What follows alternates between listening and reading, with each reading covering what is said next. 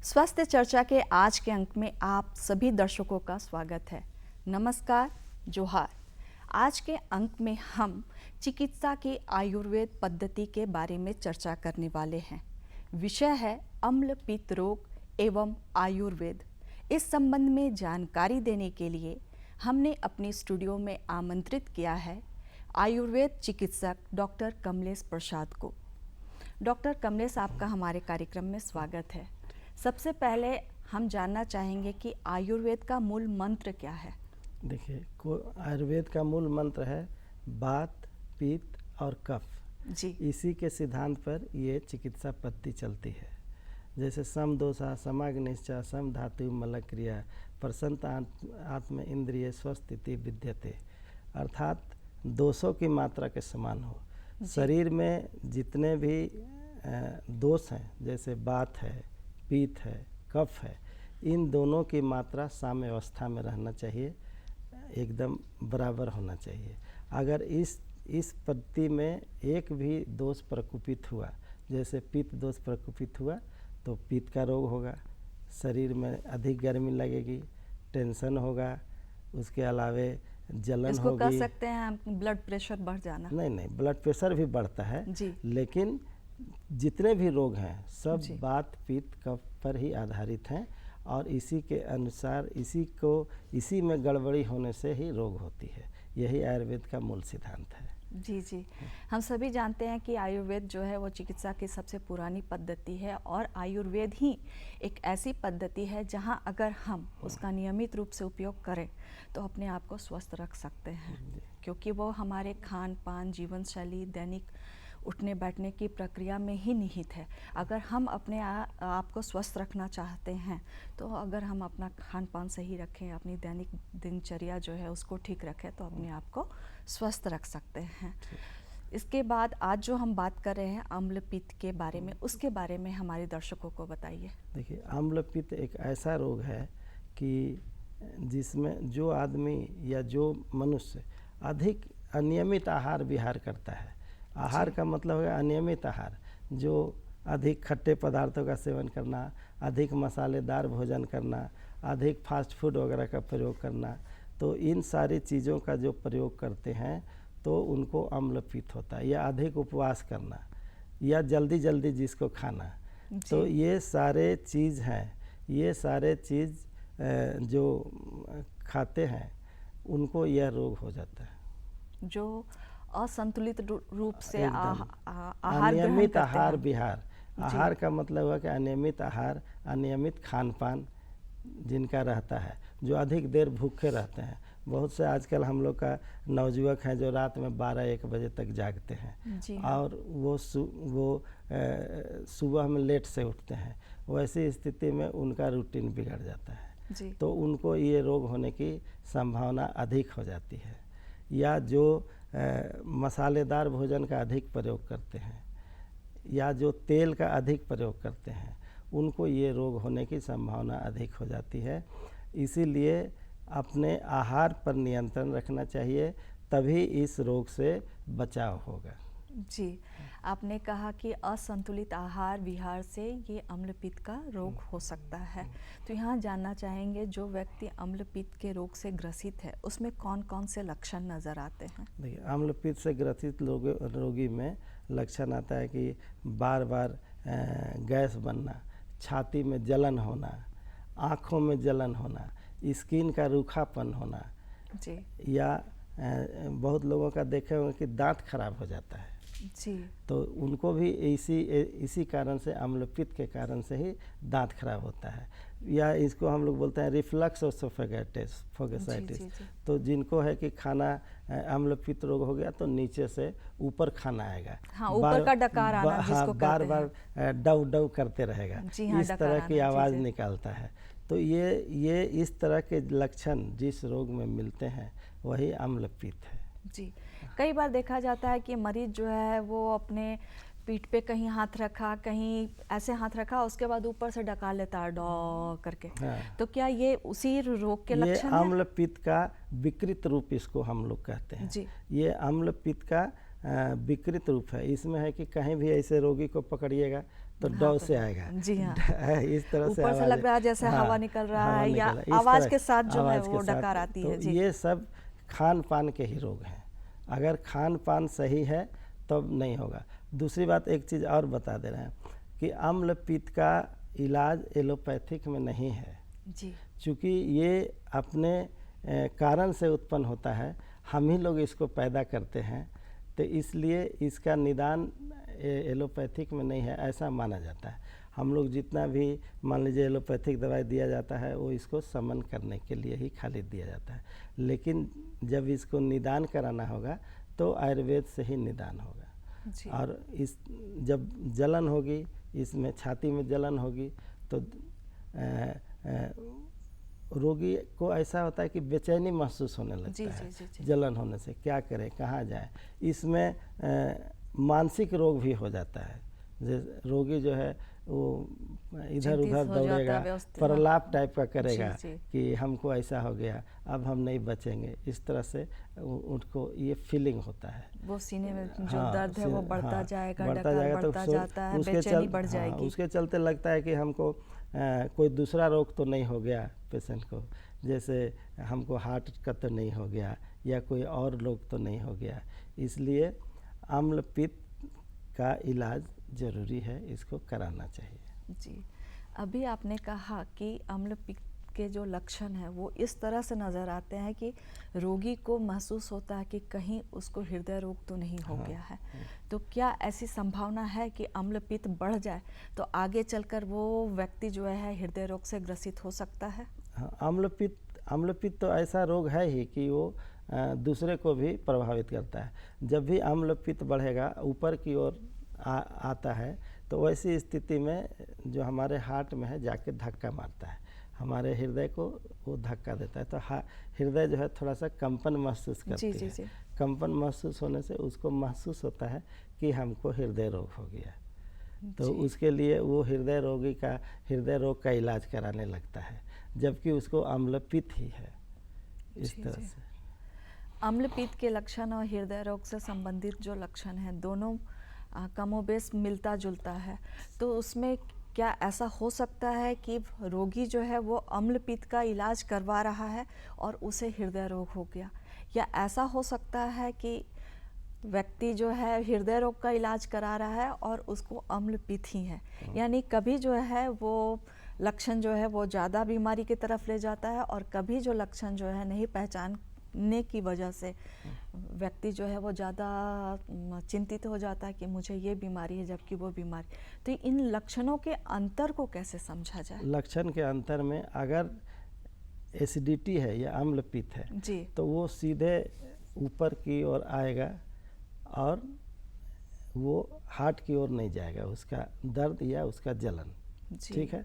लेकिन जब हृदय रोग होगा तो उसका जलन जो है हार्ट की ओर लेफ्ट हैंड तरफ जाएगा, जब भी होगा उसके लेफ्ट हैंड की ओर दर्द जाएगा और वो दर्द पूरे छाती से लेकर के बाँह तक होगा।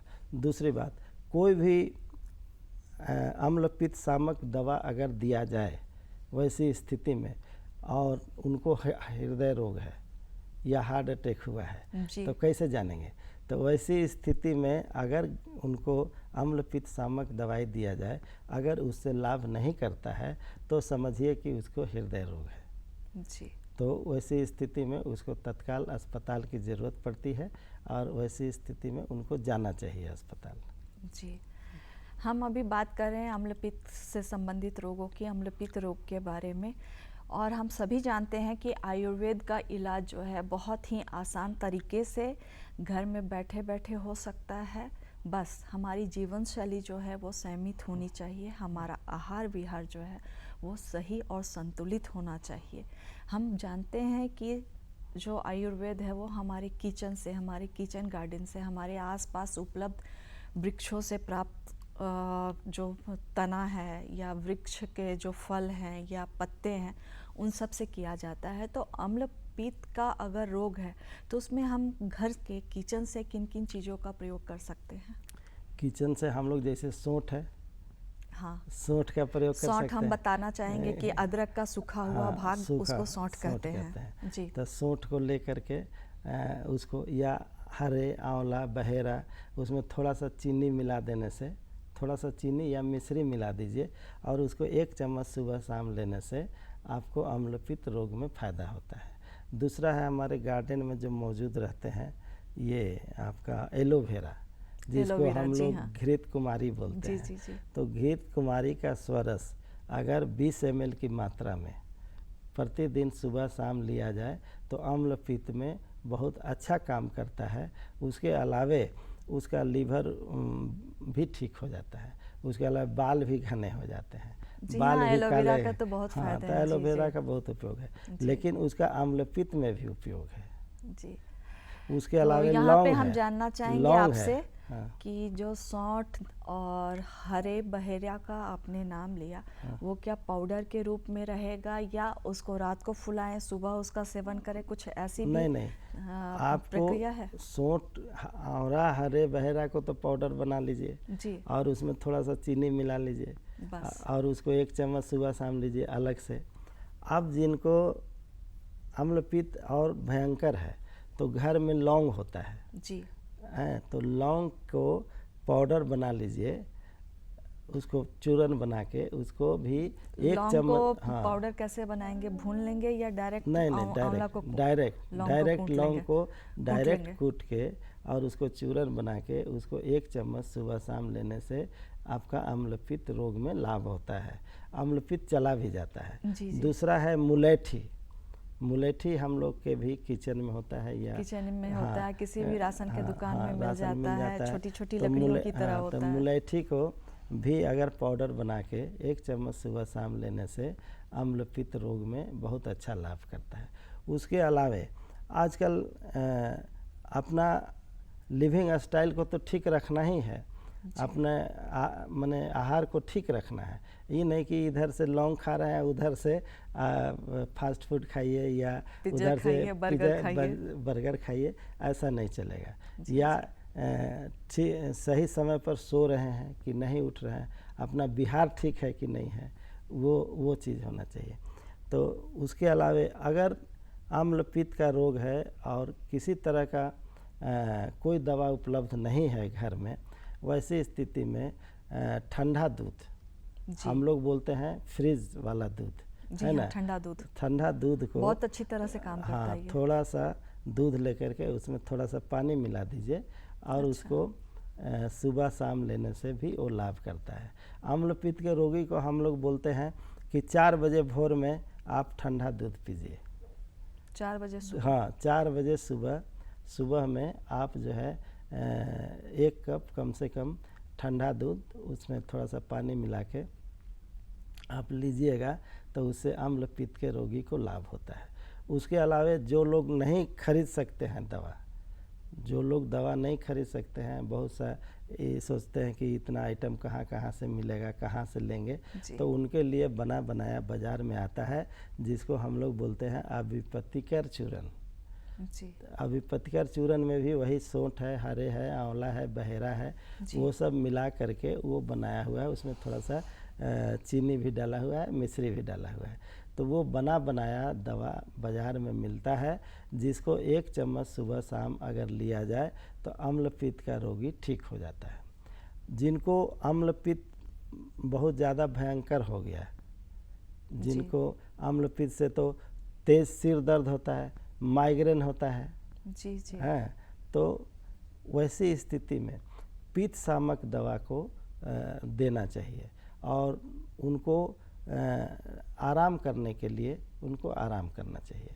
तो अब उसके लिए है कि एक दवा आती है पित्त शामक अभिपतिकर चूरन, तो आप दे ही दीजिए।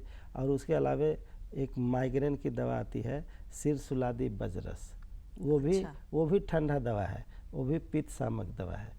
तो उसको अगर 2 चम्मच सुबह शाम दें और 1 चम्मच अभिपतिकर चूरन को दें या सुदशेखर रस को दें तो उनसे उनका माइग्रेन चला जाएगा। तब है कि उसका दवा कम से कम 2 से 3 महीना लेना पड़ता है, तो माइग्रेन ख़त्म हो जाता है और अम्लपित्त का रोगी भी ठीक हो जाता है। जी, अम्लपित्त की बात कर रहे हैं। अम्लपित्त में 2 तरह की अवस्थाएं आती हैं। एक तो कुछ लोगों को होता है कि कुछ समय के लिए होता है, अगर उपवास किए या आपकी दिनचर्या जो है वो अनियमित हो जाती है किसी कारणवश, तो ये बीमारी देखने को मिलती।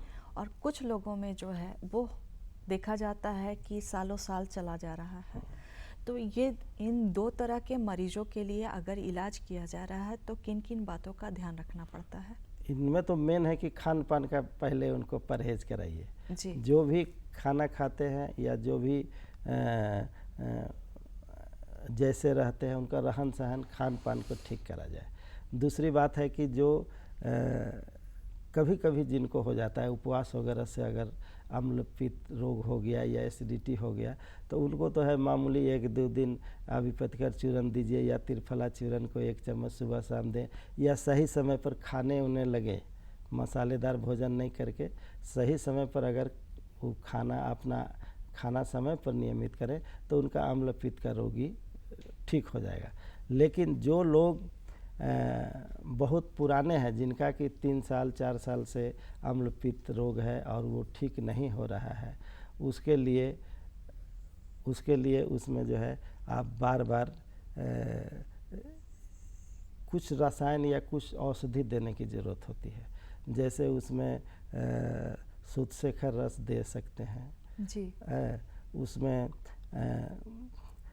दूध का सेवन जो है हम बताए, जो ठंडा दूध है बॉयल करके फ्रिज में रखा हुआ ठंडा दूध है, उसका सेवन कीजिए। और समय भी आपने बताया कि सुबह 4 बजे अगर सेवन करें तो वो अति उत्तम है। जी जी। और उसमें कभी कभी क्या होता है कि खून उल्टी भी होने लगता है, जिसमें खून का भी उल्टी होने लगता है अम्ल पित्त से। अम्ल पित्त से खून की भी उल्टी होने लगती है, यानी ये बहुत खतरनाक स्थिति आ जाती है। जब वो स्थिति पहुंचेगी तो उसमें वो मुंह से खून आने लगता है अम्ल पित्त का रोगी को। तो इसलिए वैसी स्थिति के लिए इलाज की बहुत आवश्यकता पड़ती है। उसमें तो चिकित्सक से ही ज़रूरत इलाज होगा। और उसके बाद ही उसमें बोलते हैं पेप्टिक अल्सर हो गया या गैस्ट्रिक अल्सर हो गया, उसी को आजकल आसानी से बोलता है कि गैस्ट्रिक अल्सर हो गया। तो जब पित्त बढ़ेगा तो हमारे जो म्यूकस मेम्ब्रेन है जो आंत का, उसको वो छील देता है, जगह जगह उसमें डिस्टर्ब हो जाता है उसका म्यूकस मेम्ब्रेन, तो और भी पित्त बनने लगता है वैसी स्थिति में। तो वैसी उसके बाद ही खून आने की प्रोसेस होता है। जो जब भी उल्टी करेगा अम्ल पित्त का रोगी तो थोड़ा सा खून आएगा या इस तरह। तो उसमें भी कई तरह का रोग का भ्रम हो जाता है कि टीबी हो गया चाहे कुछ भी हो गया, लेकिन अम्ल पित्त के कारण से वो आते रहता है। तो उसके लिए भी उसका इलाज ज़रूरी है। उसके लिए हम लोग एंटासिड देते हैं, एंटासिड उनको दिया जाता है ताकि उससे आराम हो। जी जी जी। जैसा अभी आपने बताया कि अगर अम्ल पित्त बढ़ जाए तो खून की उल्टियाँ होने लगती है, तो यहाँ हम जानना चाहेंगे कि किस स्थिति में हम माने कि ये अम्ल पित्त की बीमारी जो है वो खतरनाक रूप धारण कर लिए, यानी व्यक्ति में कौन कौन सा लक्षण नज़र आए कि हमें मान लेना चाहिए कि ये खतरा का सूचक हो सकता है। जब रोगी बिल्कुल दुबला हो, खाने से डरता है, खाना खाएगा तो उसको डर लगेगा, तो वैसी स्थिति यानी भूख मर जाती है। भूख मर नहीं जाती, भूख तो लगती है लेकिन वो डर से नहीं खाता है। कि डर से नहीं खाता है कि हमको फिर उल्टी होगा, चाहे हमको इस तरह का बीमारी होगा, चाहे हमको यहाँ जलन होने लगेगा, जलन वगैरह से ही डर से नहीं खाता है। इसलिए उसको बोला जाता है कि नहीं तुम खाओ। तो अगर रोगी जल्दी खाएगा, कुछ भी जल्दी खाएगा, तो वैसी स्थिति में उसको हम लोग बोलते हैं कि थोड़ा भुंजा खाया करो दिन भर में। हाँ। रफेद जो है वो शरीर में जाए, रेशेदार पदार्थ, खास करके मकई का भुंजा बहुत लाभ करता है। तो उसको हम लोग बोलते हैं कि 3-4 टाइम मकई का भुंजा पॉकेट में रखो और उसको जब वैसा लगे तो खाने लगो। तो इसलिए मकई का भुंजा हो गया, चना का भुंजा हो गया और भी, तो इस सारी चीज़ का सेवन करने से ये रोग नहीं होगा। अम्ल पित्त जो है वो किसी भी व्यक्ति को हो सकता है और कभी भी हो सकता है। तो अगर कोई मधुमेह का मरीज है, उसको अम्ल पित्त हो जाए, कोई गर्भवती महिला हो, उसको अम्लपित्त का रोग हो जाए या हृदय रोगी हो या थायराइड का मरीज हो, तो क्या दवा देते वक्त उन सारे मरीज की स्थितियों को ध्यान में रखा जाता है? हाँ, बिल्कुल रखा जाता है। खास करके थायराइड जिनको है उनको तो बोला जाता है कि जो आप थायराइड का दवा ले रहे हैं लीजिए, उसको तो बंद नहीं करना है। जी जी। लेकिन उनके लिए हम उसमें दवा हम लोग को दिया जाता है। आजकल बहुत सा आ गया है टैबलेट, बना बनाया भी बाज़ार में आ गया है, अमल की आ गया है, मुक्ताजम आ गया है, इस तरह से बहुत सी दवाइयाँ हैं। उसी तरह से आपका हिमकोसिड सिरप है, हिमालय कंपनी बनाती है, जो एंटासिड है, तो जी। वो सारे चीज़ का प्रयोग उसमें हम लोग करते हैं। अब रहा कि हृदय रोग है जिनको या और भी कोई रोग है, तो उसका भी ज़रूर ध्यान रखा जाता है। उनका हृदय रोग का जो दवा है वो साथ में चलते रहता है और हम लोग इस अम्लपित्त का दवा देते हैं उसमें। जी जी। अम्लपित्त जो है हमारे मतलब व्यवस्थित खान पान नहीं करने से होता है, तो हम अपनी जीवनचर्या किस प्रकार रखें कि हमें इस तरह की बीमारी का सामना ही ना करना पड़े? सबसे अच्छा तो है कि हम लोग अपना बिहार को पहले ठीक करें। जी। जो रहन सहन है, समय पर सोएं, समय पर जागें, हैं, और रात्रि में कम खाना चाहिए, जी। थोड़ा जल्दी खा लेना चाहिए। इसलिए जैनी लोग देखते हैं कि बहुत जल्दी खा लेता है हाँ 6 बजे, हाँ, है संध्या होने के साथ संध्या साथ होने। वो लोग खा तो लेते अगर हैं। जल्दी खा लेंगे तो वैसी स्थिति में अम्लपित्त रोग नहीं होगा। तो जी। इसका यही कारण है कि वो लोग जल्दी खाता है। और हम लोग का क्या है कि रात में 9 बजे खाएंगे चाहे 10 बजे खाएंगे, हैं, और मैंने रात में फिर 12 बजे सोते हैं, सुबह उठते हैं 9 बजे उठते हैं। तो वैसी स्थिति में तुरंत तैयार हो, भागो, ऑफिस जाओ, इधर उधर का काम हो जाता है। तो इसलिए सबसे पहले है कि अपना नियमित रहन सहन को करें। उसके अलावा खान पान पर विशेष ध्यान दें। खान पान के लिए है कि समय से खाना खाएं, खास करके अंकुरित अनाज। जी। अंकुरित अनाज इसमें फ़ायदा करता है, तो अंकुरित अनाज लें। आप मसालेदार मिक्सचर वगैरह का प्रयोग बहुत कम करें, नहीं करें, है ना। और खाना में भी बहुत अधिक साल्टी या खट्टे चीज़ का नहीं जी, करें। जी, जी। अब जो जिनको दांत खराब हो जाता है वो क्यों, मुंह से जो ऊपर रिफ्लक्स आता है जी। तो वो खट्टा पदार्थ आता है। तो खट्टा आता है तो खट्टा के कारण से ये मुंह में उसका प्रभाव होता है, इसलिए दांत जल्दी खराब हो जाता है वैसे आदमी को। तो जी, इसलिए जी। इस सारी चीज़ पर ध्यान रखना चाहिए। और अम्लपित्त से बचने के लिए अच्छा है कि हम अपना जीवन शैली जो है हाँ। वो व्यवस्थित करें। लेकिन अभी वर्तमान समय में ऐसी स्थिति है कि कैरियर, अगर कैरियर है तभी जीवन है, जीवन है तो कैरियर है, ये दोनों चीज़ें एक दूसरे से जुड़ी हुई हैं। लेकिन आज कैरियर में स्थिति ऐसी है कि आपका काम जो है वो शाम 6 बजे से शुरू होता है, दूसरे दिन सुबह 6 बजे तक चलता है। ऐसी स्थिति में क्या है, नींद लेना है तो नींद 6 बजे के बाद आप सोएंगे तो बहुत देर तक सोते रह गए, और फिर शाम को आपको जाना है तो रात की नींद पूरी नहीं हुई, या बहुत घंटों तक बैठ के हमें काम करना है, लैपटॉप पे काम करना है। तो मतलब कहने का तात्पर्य यह है कि अभी का जो कैरियर है, या अगर हम नौकरी पेशा आदमी हैं तो बिल्कुल व्यवस्थित जीवन शैली अपनाना मुश्किल हो रहा है। तो ऐसे में हम अपने आप को कैसे स्वस्थ रखें? ऐसे में है कि अपने पास में रखिए खाने का सामान, बीच बीच में रास्ता में बीच बीच समय मिले तो थोड़ा सा खा लीजिए, समय से बस खाए। उस खाने का चुनाव जो है वो सही करना है, वो ज़्यादा ऑयली ना हो, मतलब तैलीय ज़्यादा ना हो, ज़्यादा सॉल्टी, उसमें नमक वाला ना हो। भुजा, जैसा कि अभी आपने बताया कि भुजा, आप भुजा का प्रयोग कर सकते हैं। भुजा यानी जो बालू में भुजा गया हो, तेल में फ्राई किया हुआ ना हो, बालू में भुजा हुआ चीज़ हो, उसको आप आराम से प्रयोग कर सकते हैं। उसका एक पोटली बनाइए, एक पैकेट बनाइए या टिफ़िन बनाइए, उसको जहाँ भी आप रहें अपने एक अंतराल पर, समय अंतराल पर उसको खाते रहें। ये एक तरीका है। पानी पीने का भी कोई नियम होना चाहिए। हाँ, पानी देखिए, तुरंत कुछ भी खा के तुरंत पानी नहीं पीना चाहिए। जी। पानी को कम से कम थोड़ी देर में, कम से कम ऐसे तो बोला जाता है कि 2 घंटा बाद पानी पीजिए, जी। है ना, लेकिन कम से कम थोड़ी देर में, कम से कम 1 घंटा आधा घंटा बाद ही कोई पानी पीजिए। नहीं तो बहुत लोग हैं कि भुंजा खाया और तुरंत पानी पी लिया, जी। उनको तो अवश्य के एसिडिटी होगा, उनको तो अम्ल पित्त जरूर होगा। जी जी। इसलिए भुंजा खाइए तो थोड़ा देर वेट करिए, उसके बाद ही पानी पीजिए। पर्व त्योहार का मौसम चल रहा है और ऐसे में बहुत सारे उपवास हो रहे हैं। अभी बहुत सारा महापर्व आने वाला है और उसमें लोग उपवास भी करेंगे, बढ़ते उम्र के भी लोग हैं वो लोग व्रत उपवास करेंगे। ऐसे में आप हमारे दर्शकों को क्या सलाह देना चाहेंगे? नहीं, हम तो यही बोलेंगे कि समय पर खाएं और फ्रूट वगैरह का सेवन करें, है ना, जी, उससे जी। उनको लाभ होगा।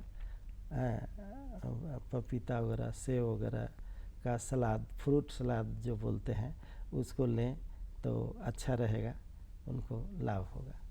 जी, यानी व्रत त्योहार भी ज़रूरी है और अपने आप को स्वस्थ रखना भी ज़रूरी है। तो इसलिए ज़रूरी है कि हम जो रेशेदार पदार्थ, हाँ। फलों का प्रयोग करें, भुजा का प्रयोग करें। अगर तुरंत ना- खाने के तुरंत के बाद हाँ, जी, नारियल पानी ले लें उसमें। नारियल पानी। हाँ, नारियल पानी ले सकते हैं, कोई जी, जी। दिक्कत नहीं है ना। जी जी, नारियल पानी का सेवन करें, इससे हमारे शरीर को जो आवश्यक तत्व है वो मिलता रहेगा और हम अपने आप को स्वस्थ रख सकेंगे। डॉक्टर कमलेश, आप हमारे बीच में आए और इतनी महत्वपूर्ण जानकारी दी, इसके लिए आपका धन्यवाद। और हम अपने दर्शकों से लेते हैं विदा। जोहार। जो